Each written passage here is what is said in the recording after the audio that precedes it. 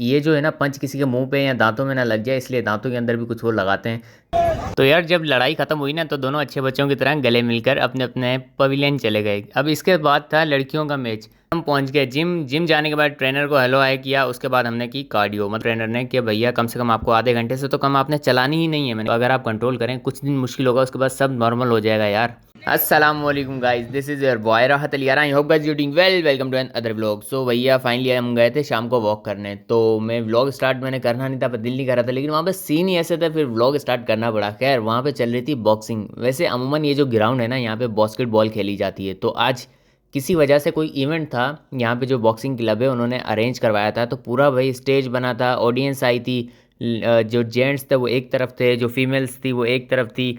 मेहमान खसूसी आए थे, और भाई वहाँ पे डेक वगैरह सिस्टम भी लगा हुआ था। मतलब कि जो मतलब फुल मतलब लेवल वाला सीन था। और मेरे ख्याल उन क्लब्स के जो प्लेयर्स थे और कराची से भी आए थे। अब ये बॉक्सर खाली लड़के नहीं थे, लड़कियाँ भी थी।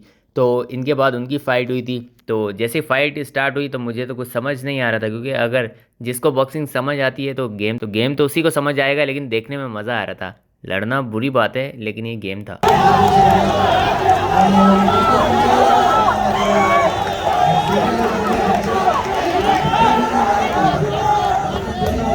तो सीन कुछ ऐसा था, मतलब देखने में कुछ समझ नहीं आ रहा था, पर ये थोड़ा थोड़ा पता लग रहा था कि कौन जीता कौन हारा, ये तो इसमें बिल्कुल नहीं पता लग रहा था। अब जो जिनको इसके बारे में समझ होगी उसी को पता चलेगा। थोड़ी देर बाद वो थक जाते थे, फिर रेफरी आता था, दोनों हाथ खोल देता था कि वेट करो वेट करो। उसके बाद भाई एक गिरता नहीं था ये, मतलब वैसे नहीं था जैसे रेसलिंग होती है कंधों पे उठाना फेंकना। तो इसमें सिंपल सीन होता है। तो इसमें सीन क्या होता है कि भैया जब कोई थक जाए या किसी को लग जाए, फिर शायद रेफरी आता है तो वो हाथ खोलता है और दोनों रुक जाते हैं। फाइट जो थी बहुत कमाल की चल रही थी। अच्छा, ये जो है ना पंच किसी के मुंह पे या दांतों में ना लग जाए, इसलिए दांतों के अंदर भी कुछ वो लगाते हैं, जिससे बंदे के जो दांत है ना वो महफूज रहें। और ये जो फेस के ऊपर ये लगा हुआ है ताकि कोई सीरियस इंजरी ना हो जाए। उसके बाद दोनों को साइड में ले जाते थे जब टाइम्स अप हो जाता था, मतलब ब्रेक टाइम कहते हैं। फिर उसको पानी पिलाते थे और छींटे वगैरह मारते थे। तो उसके बाद कोई फाइट स्टार्ट होती थी दोबारा, क्योंकि दोनों फिर जोश में आते थे ना। तो ये सीन चल रहे थे।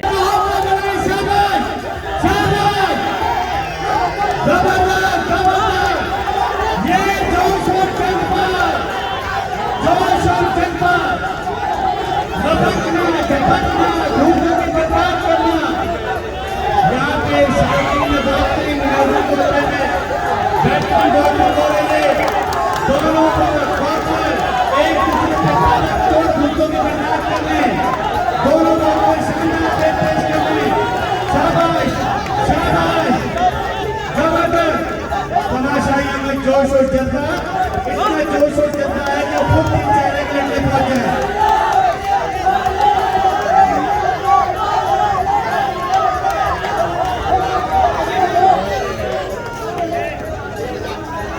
जबरदस्त छोटी और तो यार जब लड़ाई खत्म हुई ना तो दोनों अच्छे बच्चों की तरह गले मिलकर अपने अपने पवेलियन चले गए। अब इसके बाद था लड़कियों का मैच। तो अब वो प्रिपेयर हो रही थी, तो इतना टाइम नहीं था, हमें हमें देर हो रही थी, हमने जाना था जिम, और एक्सरसाइज करने के बाद हमें वापस घर जाना था, एक दो काम भी थे। तो अभी उस मैच में थोड़ा सा ज़्यादा ही टाइम था, तो मैंने कहा चलते हैं अभी जिम से होके फिर हम चलते हैं घर के लिए। उसके बाद फाइनली हम पहुंच गए जिम। जिम जाने के बाद ट्रेनर को हेलो हाय किया। उसके बाद हमने की कार्डियो। मतलब जाते ही आपको साइकिल चलानी होती है। तो मुझे उसने कहा, पहले 5-10 मिनट चलाता था, उसने कहा ट्रेनर ने कि भैया कम से कम आपको आधे घंटे से तो कम आपने चलानी ही नहीं है। मैंने कहा ठीक है चिल सीन है।